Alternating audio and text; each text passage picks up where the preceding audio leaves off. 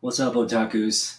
It's your tour guide here. Oh man, is this going to be a fun video? It's going to be a really fun video. So, as you know, we went on last night, Nam Yun Hyung and I, we interviewed Alan from Comic Collector Geek. And, you know, that guy's collection just makes you kind of reevaluate what the heck you're doing, you know? He's putting he's putting down like now obviously he's not putting down a lot, but he's got a bigger, much bigger spending budget for his comics on a per week to per month basis. And he has a system where he's picking up low grade, maybe restored, but he's picking up amazing looking books and slabs at that. So it's quite incredible. It was just an eye opening experience to talk to him last night, and get his perspective on collecting. But I think what it reinforced, though, for me was how different I am from what he's doing and from what I'm doing. Because I already understand, every collector understands what the limitations of their budget and time and space are. So, again, that interview, even though it had me thinking, man, like I'll never get those books, I'll probably never see those books ever. It did. I am happy with the way my collection is, you know, and I look at my collection as a curated selection of what there is to collect, which every collector has that mantra as they present their collections, right?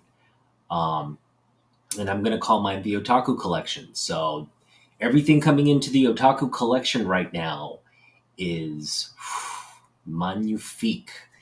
And these are all additions to that Otaku collection. And we're going to take a look at what I picked up and what I paid along with the grades. And you can determine whether I got a good deal or a steal. Hey, man, what's up? You know me. I'm always collecting Jim Lee like no other homie. All right, so that's what we're gonna start off with. The title of this video is I picked up a Jim Lee key, low grade Jim Lee key book for 25 cents, and this is the book right here. Jim Lee newsstand X-Men number 11. The sticker, the half price book sticker is still on there. No, I'm not going to San Diego Comic Con. I wish, dude. But okay, so we got to talk about this. They announced a Jim Lee signature event, a drop off CGC signature event, where you drop books off. He signs them during the con, and then you walk home with them, like on Sunday or whatever, right? You drop them off Friday, you pick them up Sunday, but it's $125, $121. It's something ridiculous for one per book. So essentially, let's say Jim Lee is charging $80 for his signature. Okay, essentially, right? He charges $80 for a signature. CGC charges you about $45 to slab that book as a signature series book, grade, and slab, and that's not even counting pressing and shipping and all that. So, whew, that instantly Jim Lee signature books become a lot more valuable. And so, you know, which they should be. I mean, Jim Lee is the president of Jim. You're not only getting Jim Lee signature as an artist, you're getting Jim Lee's signature now as the head of it's kind of like Stan Lee, right? Stan Lee was the head of Marvel, right? And getting Stan Lee's signature was no longer applied to just the books he worked on. It applied to everything that he did in Marvel. And Jim Lee's kind of in that position now where you could, he's done almost every character in terms of his animation in DC. So you can say he pretty much owns DC. So whatever you give him to sign from DC, yeah, people are paying for it though. That's the thing. People are paying for it. And I paid 25 cents for this low grade. The covers, there's one staple attached. There's the staple at the bottom's removed. There's a big spine split down here. It's no major creases though, but a lot of like minor like creasing and issues here along the spine. I shouldn't say minor, they're major. There's a whole warping of the book. But it's complete. It's a newsstand copy, 25 cents. I'm even going to keep the sticker on there because I think for me this is like it represents um, the best kind of deal you can get for 25 cents. Obviously, if it was like in better condition, the better. But um, low grade newsstand for 25 cents. We'll pay that. We'll pay that every day of the week, um, each time it comes in.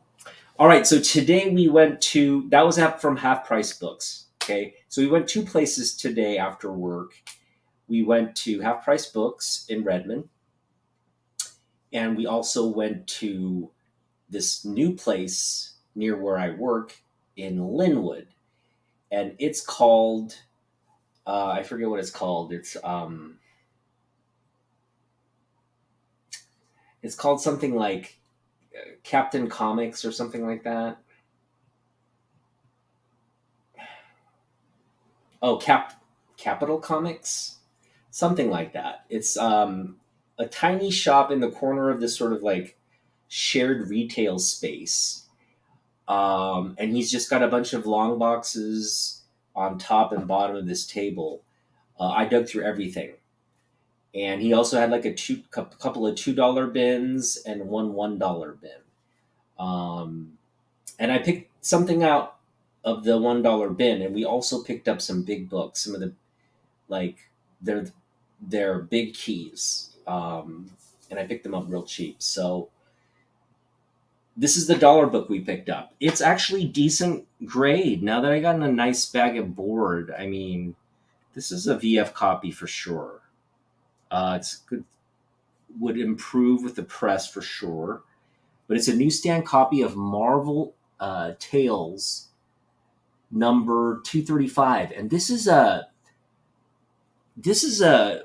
I think has to be one of the first times or only times that McFarlane has actually. I think 236, the one after this, is also an X-Men Spider-Man cover.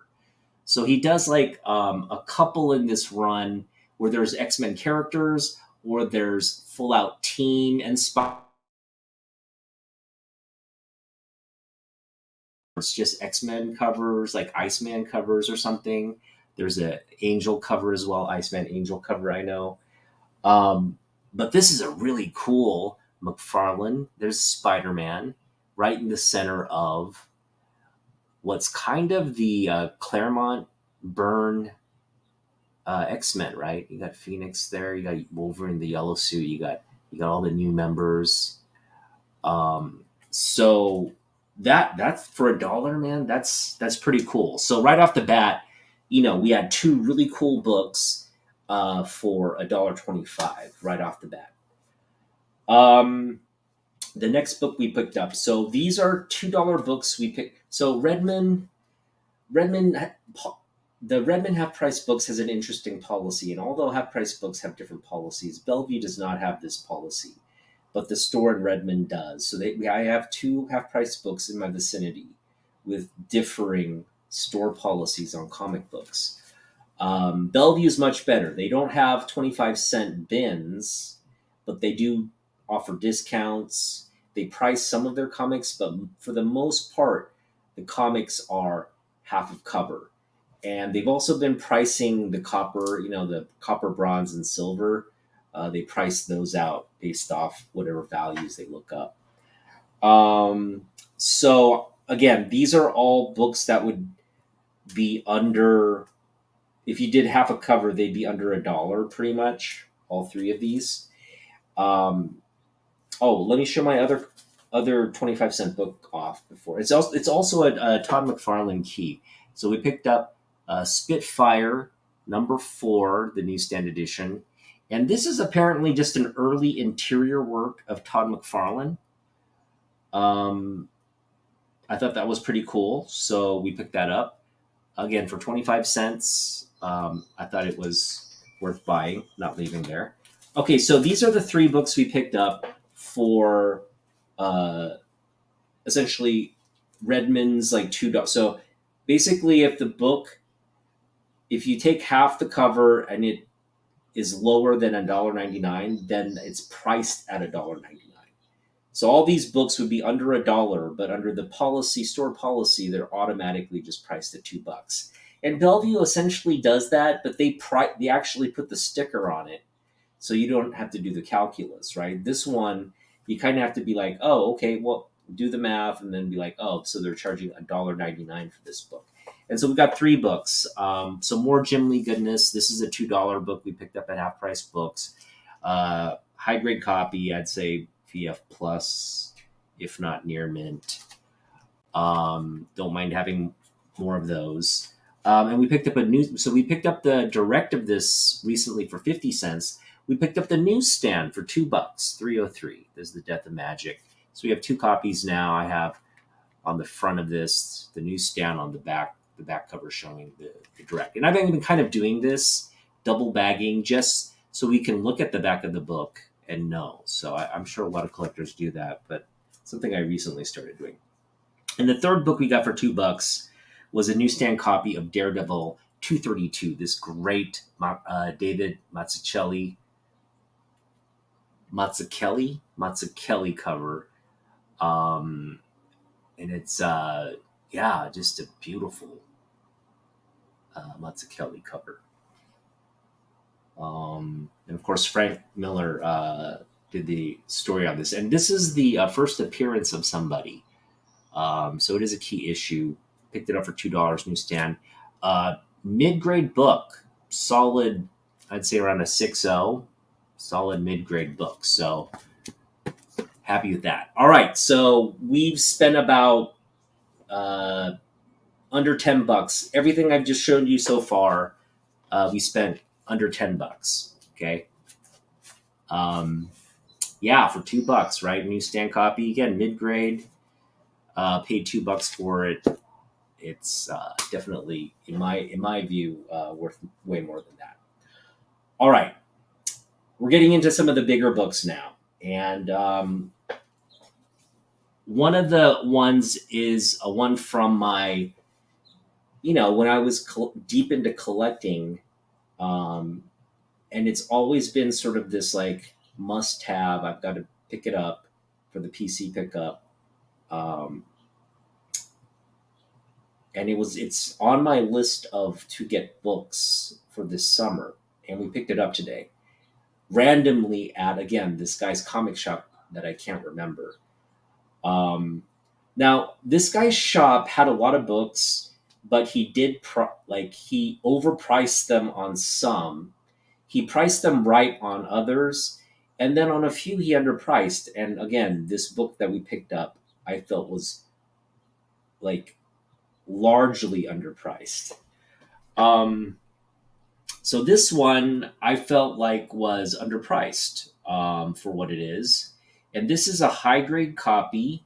I'd say about a VF plus, solid VF plus copy of Superman 75 first print newsstand copy. So pick that up for $7. I thought that was undervalued, to be honest. I know there's a lot of copies of this book. I know that. But newsstand copies are going to separate that. And then in terms of this condition, it's going to separate it more because a lot of the books that were bought, in terms of the direct editions that were bought, were put in they were well preserved. So there were a lot of high grade copies. But anyway, for $7, it's a book I want. It's a book I kind of grew up thinking had value, and it still has value to me. All right, this is a big book, and this has little to do with some of the speculation news around this IP. This is mainly we picked it up because of my son and because of my love for Speed Racer.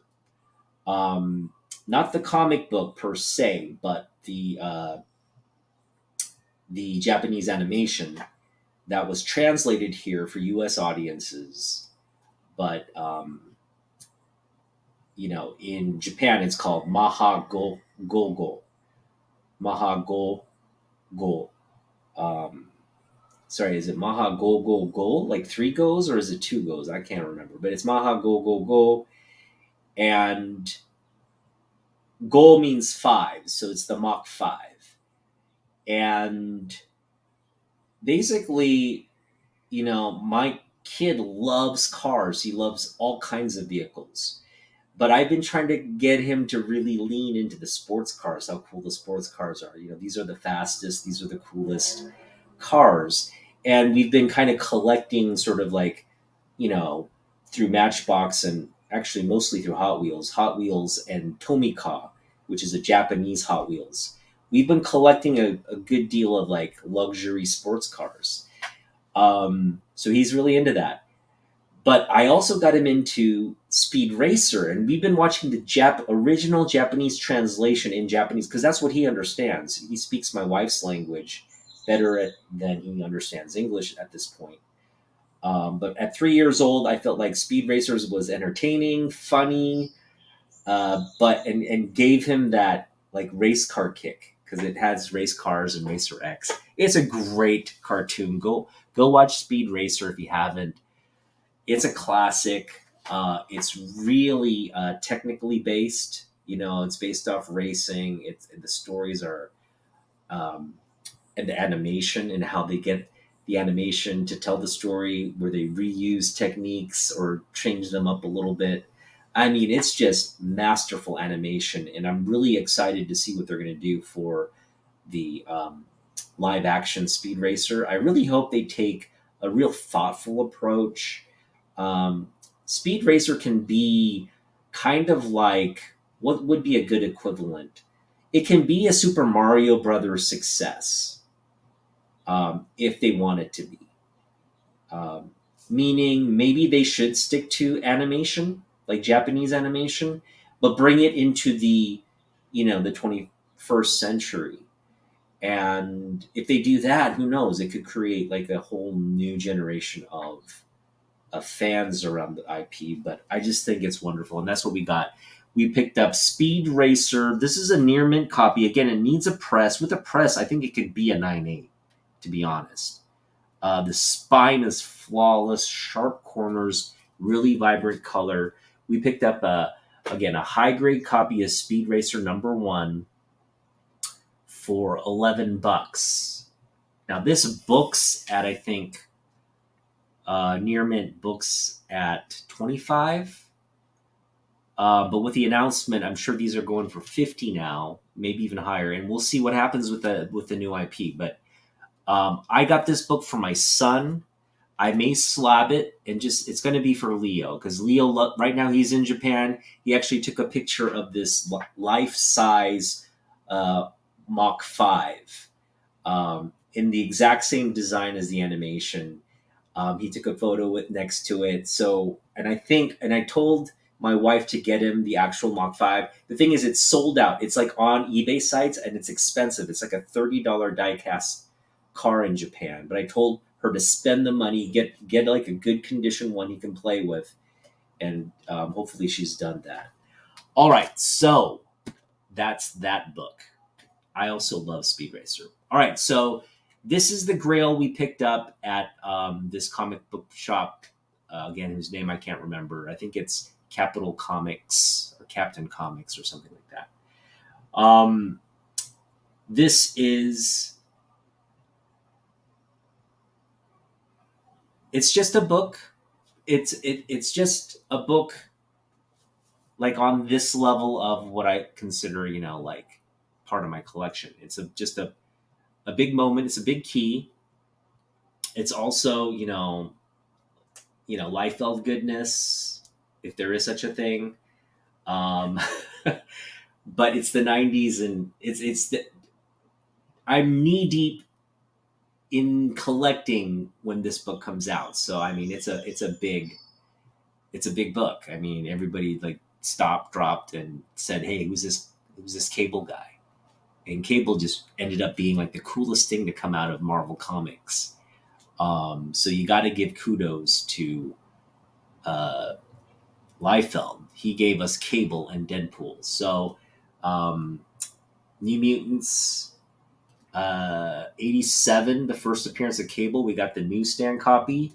And you won't believe what I paid for this. Okay, so first of all, this grade, and I'll show it to you in just a minute up close. This grade is, I mean, it's high grade. And it hasn't been pressed. So with a press, I mean, this is a 9.0 copy with a press. Look at the back. I mean, the back will give you every indication how clean, um, how really good the condition is. Okay. I think the guy may have pressed this book. He may have gotten it. I do see there's like a crease. So yeah, but you know, it makes sense. So there's a back corner crease. So this won't get a 9.8 or anything like that. It'll probably drop this down to like an 8.5 now, given that maybe even an 8.0. But still, like it presents high grade. So you know, other than this back corner issue, there's a bed corner there. I should have probably been looked at the back. But I mean, then in that instance, it's still fairly priced. I think $32, um, because that's still cheaper than a mid grade. There's no way this is a mid grade book. This is still, you know, that's probably going to drop it to 8.0. That's it. Um, yeah, that's like one sort of mid. I mean, maybe a 7.5. It'll drop it to maybe 7.5. But it looks like the guy pressed it, so it really looks pressed out. I think it could maybe be pressed out even further. It's a white, so I mean, you can visibly see there's a crease, and I think that has room to be fully pressed out.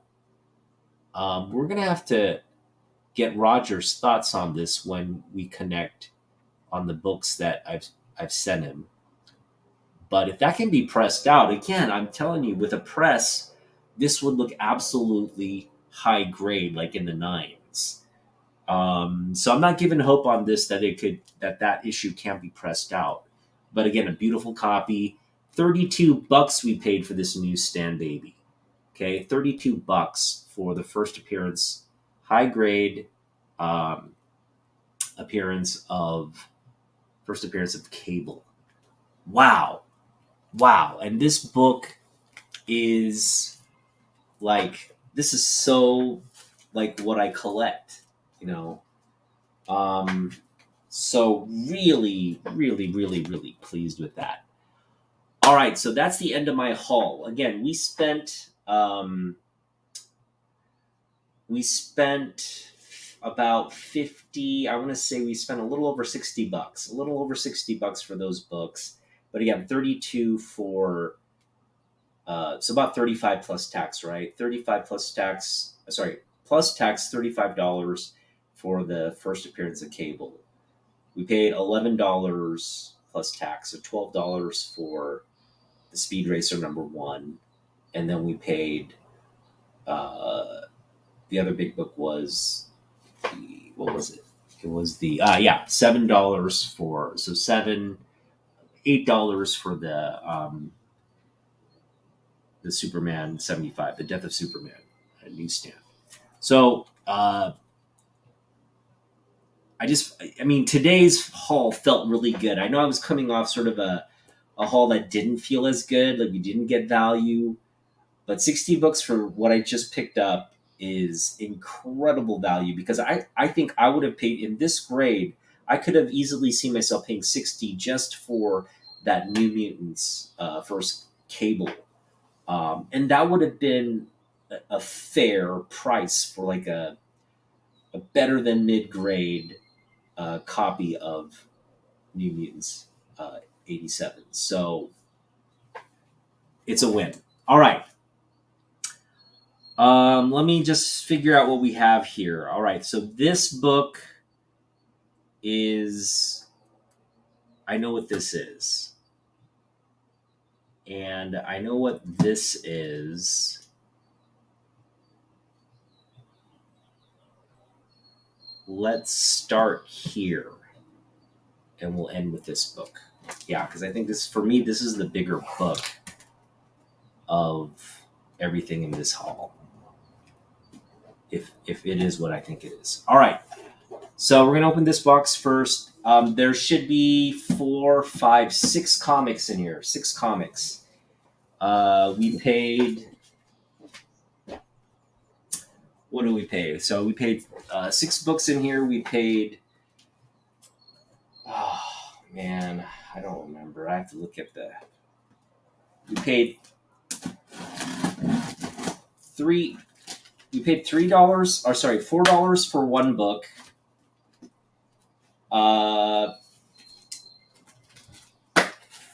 About $20 for 4 books, so $5 a piece for 4 books, and then we also paid about 20. How much was it? 29. Yeah, about $29 for the 3rd book. So overall, we spent about 30 plus 20, 50 plus 3, so about $55 on 6 books. Yeah, $55 on 6 books, and they did a very they packed them loose. That's not good. So these are probably not in bags and boards. Let's see what we're dealing with. I want to be open this very gingerly so we don't damage books. This is not good packaging. I really hope these books are in good shape. And they made this. Oh, they look to be in bags and boards, so I don't know what all this extra packaging is for. I guess they just wanted to be extra careful. Yeah, they're in bags and boards. Thank goodness. All right, so that lessens our concerns. We were kind of worried there that they might be like raw books or something to that effect, but concerns allayed. All right, and we'll go right into showing off these books. Probably waited long enough with the. Oh yeah, these are nice. These are nice, nice bags and boards, and they're high grade. Okay, good. Let's see here. I just want to get these. There we go. I'm gonna save this for last. All right. Okay, so as you know, I've been kind of focusing on Jim Lee books, and with the higher priced Jim Lee signature books, CGC signature usually they max out at like 85 for the service. You get the signature, you get the grading and everything, but they took it to another level with Jim Lee. Again, $125 to submit at San Diego Comic-Con. So it's going to be like a San Diego. I'm sure there'll be like a San Diego Comic-Con CGC like label you can get. Right? They're just going to try to max out all the gimmicky stuff. But Jim Lee was just at TorpedoCon signing books, and I don't know how much he was charging there, but let me know in the chat, in the comments, if you know what. If you were at TorpedoCon, you know what he was charging. But sorry, I've been ignoring the chat. Yeah, that looks dope. All right, so what's up, guys? I am kind of fluent in Japanese. Semi-fluent. But no, I actually I wouldn't say I'm fluent in Japanese. I am still like a moderate, intermediate in terms of my speaking. Understanding's a little better, but speaking is much more challenging. Um, but anyway, back to the contents of this haul. As you know, I've been picking up a lot of books. I am interested to see what Jim Lee is going to charge now moving forward. I know he used to do $80 per signature at cons. I'm hoping that's staying consistent. So let me know if you're at the Torpedo Con what he was charging. I also imagine um, he's going to do those, like, if you buy if you get three comics signed, I'll sign them for 50 a piece, right? So like kind of bundling, like they do those packages, and I'm hoping that doesn't go up because I'm willing to pay $50 a signature for the experience of meeting him and getting my books signed, the ones I want from my PC signed for to stay in the PC. Um, so I hope he maintains that level when if and so if he comes to Emerald City Comic Con this year or next year, um, and I go to meet him and get the book signed, I'm hoping he offers that $150 pack. I mean, I'll go as high as like 180 for three books, but to pay 240 for three books is not cool. So yeah, I'm just really hoping he maintains some reasonable pricing to get several books signed, and we may get this one signed. I mean, this is I think a big book. So as you know, my focus on I want to bring into the Jim Lee collection has kind of changed, and I'm focusing more on his like first characters, where he's Jim Lee's first Wolverine, Jim Lee's first uh, Batman cover, Jim Lee's first Superman cover, Jim Lee's first Psylocke cover, right? Like all these things have, in terms of what I collect, that's where I'm putting value on. Obviously, a lot of people don't put value on that, and it's better for me because I can pick up books like this for cheap. Now, this wasn't cheap. This is pretty much what they book at, but they're high grade copies for the most part. They look to be. This one's near mint. The other ones have some issues, little issues here and there. But again, I would say VF to near mint copies. And that's of this four series, like the volume one of Batman Black and White. And we have Jim Lee, starting us off here on issue number one. This is the Jim Lee's first Batman cover. This one right here. This is his first Batman cover. And he would go on to do a lot of Batman covers. He will go on to do countless Batman covers and Batman, uh, internal work. So this is the start of, again, Jim Lee's sort of foray into DC content. And it's just a great black and white classic. Beautiful city backdrop there as well of Gotham. This book was worth $20, but we also got the whole set. So Frank Miller, okay, cover. We got the Barry Windsor Smith Batman cover, and we got the Alex Toth Batman cover. So four great issues. I'm glad I have the whole set. This is definitely for me a key issue. One I'll be looking to get signed by Jim Lee someday. Just having his first Batman cover for sure would. Yeah, before Hush. This came out in '96, before the DC Wildstorm stuff really came into play. So this was after he left Marvel, while he was doing Wildstorm 1996. He did this the cover for this 4-part artist series on Black Batman. All right, just getting warmed up. The next book we have is, again, we talk about his first Batman. We also talk about landmark issues that Jim Lee has done these like legacy characters on, and nothing gets bigger in terms of a landmark issue than Batman Detective Comics 1000. And who do they give the job to for the A cover? They give it to Jim Lee. And Jim, this is a wraparound cover, I believe.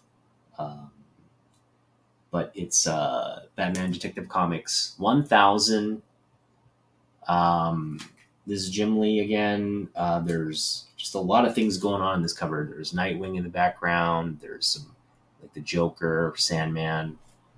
Your typical Jim Lee awesomeness with Batman just that has a Joker in a headlock. That's so Jim. Um, yeah, pick this up for again $4. Didn't mind. I was kind of bundling stuff together from this guy. Um, and this one is going right into a slab after I get off YouTube, after the video ends. It's going right into a slab. We picked this up for, again, $30. That is Infinite Crisis #3. It's the Jim Lee cover, signed by George Perez. So this is going to be another double signature book in the future. We're going to get Jim Lee's signature on it, and we're going to have Jim and George Perez on a book. And that feels to me like really, like it feels really big. It felt big for me to get Marv Wolfman and Perez's signature, and to have my favorite, creator along with one of my favorite artists of all time, George Perez, to have those two creators on the same book will mean a lot. So this is definitely. I have a few where they've kind of escalated to the top.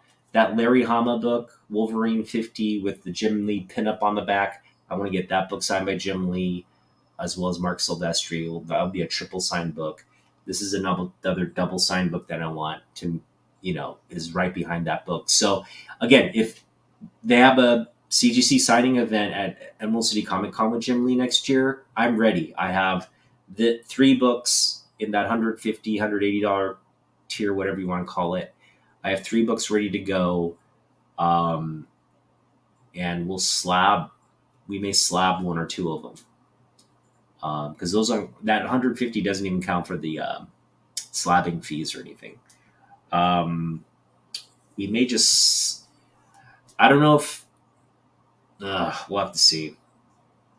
Yeah, I don't know if any of them is going to be worth slabbing. We may just pay for the signatures because they're never going to, there's no value in having, I mean, there's added value on the market, but in terms of me having the book and enjoying it, it's not adding much value to have it slabbed. All right, so this is our final book.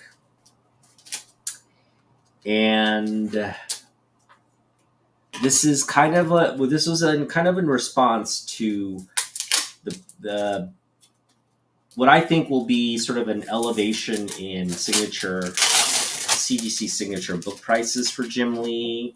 That'll trickle down to, prices on his books going up across the board. His books are just so undervalued, especially the key ones. And, I'm only showing off and focusing on what I think are the keys, not what key comic collector is telling you the Jim Lee keys are. I mean, those are the ones he's worked on that are keys for the comic book reasons. But think about the covers and the books that are meaningful to Jim Lee, what they represent to Jim Lee's career. And so something like a first Batman, a first Sexy Psylocke, a first Superman cover, because he will go on to do a gajillion Superman covers as well. And we can debate about who his preferred muse is, Superman or Batman.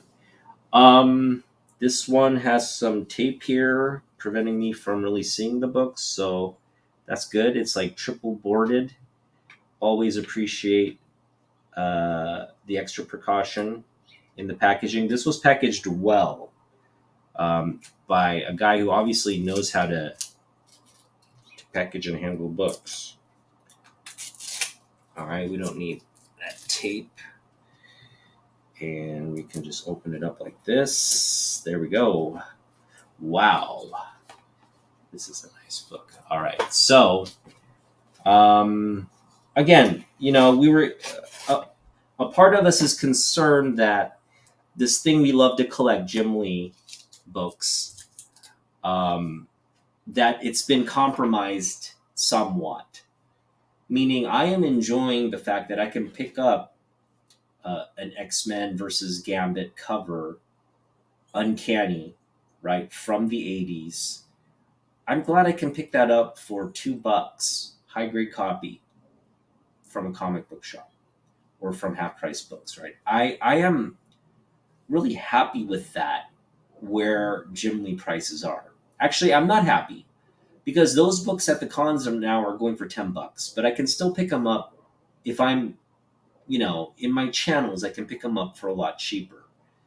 But if you go to Comic Cons, yes, high grade copies of Jim Lee books, the X-Men books, they're going to run you 10 to $20. Especially newsstands, high grade newsstands from that era, it's going to cost you. So there's a bit of me that's concerned that Jim Lee stuff will just start to spike. It's good for my collection, my personal collection, but it's not good for me wanting to add stuff to the collection. So at this point, I still would like the prices on Jim Lee stuff to kind of remain where they were. Even like, I want to say where they were 2 years ago, because they've come up a lot in the 2 years since I've started collecting. They've come up a lot. And I feel like now that we're in this new Jim Lee DC era, you're going to see people start to realize, you know what? I'm going to pick up this Jim Lee book. Because he's the president of DC now. And when you have people start doing that, it's going to make these books harder to get. Meaning people will dig Jim Lee books out of the half price book spins, and I won't even have access to that. So it's kind of, I have mixed feelings about Jim Lee finally getting sort of this like legacy recognition on the value of his books. I'm glad that day's here, but I'm also a little miffed that I still have so many books that I want to add, and it's just making it harder, more of a financial and a barrier to getting to Jim Lee books, right? If you're relying on some Jim Lee books to be in the half price book, bargain bins, like with this, like with this beauty that I just picked up, that I want to show off again. This low grade masterpiece, newsstand masterpiece by Jim, presents awesomely at 25¢. Like, I'll pick this up for 25¢. That's how much I value it. But you know what I mean? Like this book, this this X-Men 11, if it's high grade, the sellers are definitely going to charge you like $20 to $25 for it. I mean, you might be paying $20, $25 just for a VF copy, to be honest. All right, so my last book. We're finally here. Artist keys, great concept. Yeah, like that's the way I look at it, as artist keys. These are keys that are, if you're a collector of Jim Lee, right, you're going to focus in on certain books, either because they have a story, either because it's a first of something, or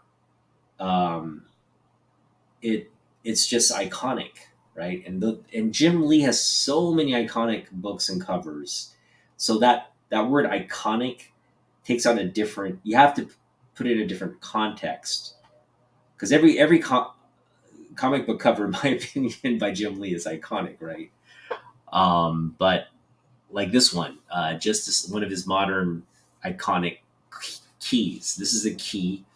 It's the volume 2 of Justice League, New 52. It's a complete DC sort of universe reset. This one is signed by David Finch for some reason. Um, Maybe he inked. No, it was a Williams ink. I don't know why the guy got David Finch's signature, but he got it. And then it's also signed by Jim Lee there. It's not, you can see it in the gold. I like it in the gold, but it's hard to see. But it's there. You can tell when you look at it up close. It's Jim Lee's signature. We picked this one up for $20. With shipping 25. So I was shocked to get it because this book's at like 20. High grade copy books at 20. This guy was selling a double signature Finch Lee signed first. Again, this is a first print near mint copy for $20. So I hopped on that. Thanks to the guy I got it from. It's a beautiful copy. And this completes our Justice League run. One through, not all the variant covers, but it completes the serial run 1 through 13. And we may pick up all the variant covers. It's like a kind of like a fun little thing to do. All the second to third prints that came out for this book, and the subsequent books. Pretty much throughout the run, Jim Lee's run, you had Finch signature, right? It's just random to have. I guess the guy was at a Comic-Con, he got Jim Lee's signature, and he thought, you know what, David Finch does DC stuff. Let's get his signature on the book.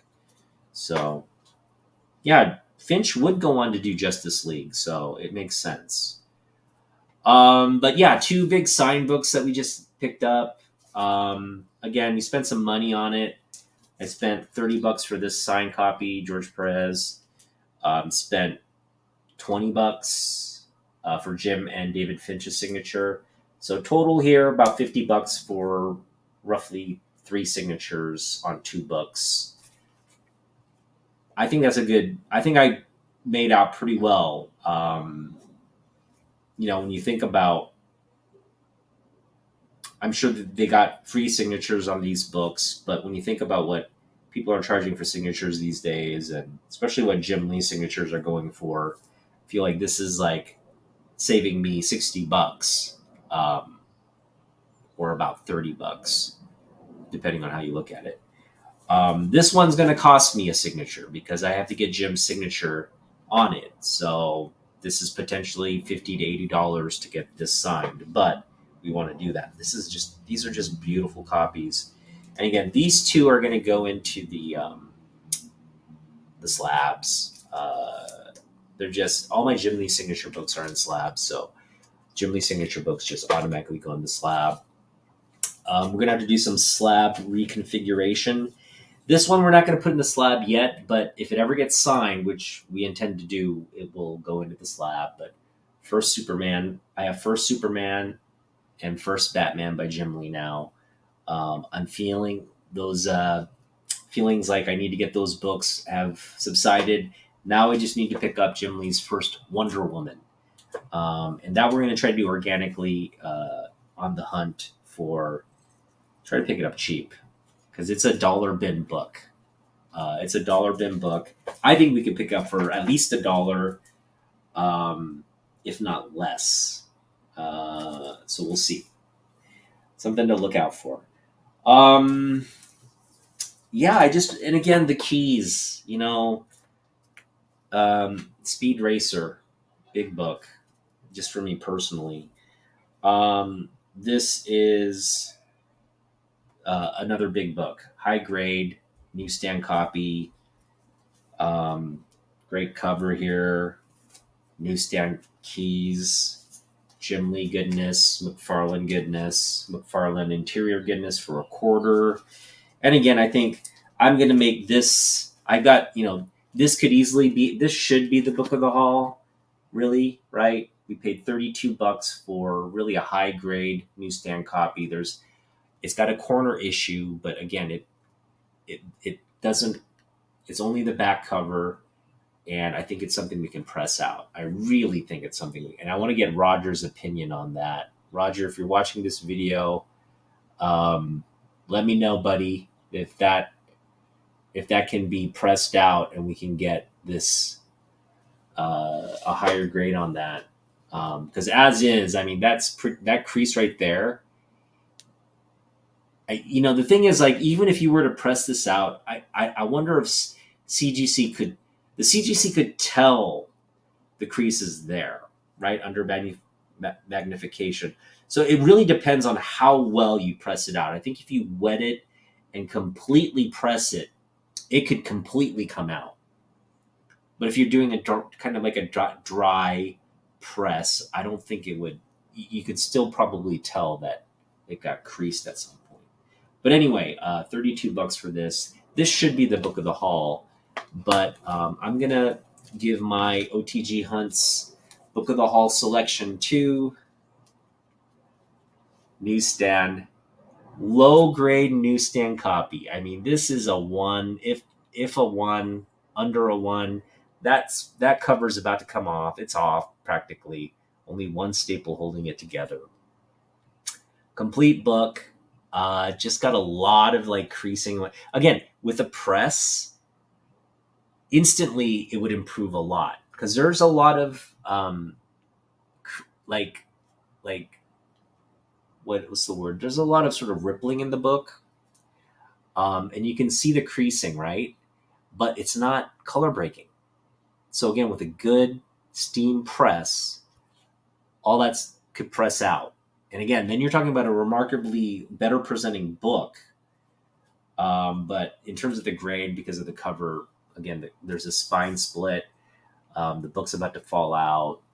The interior of the book is still in relatively good shape. It's been handled to the point of like no return. But again, with the press, I think, who knows? It could go to a 1.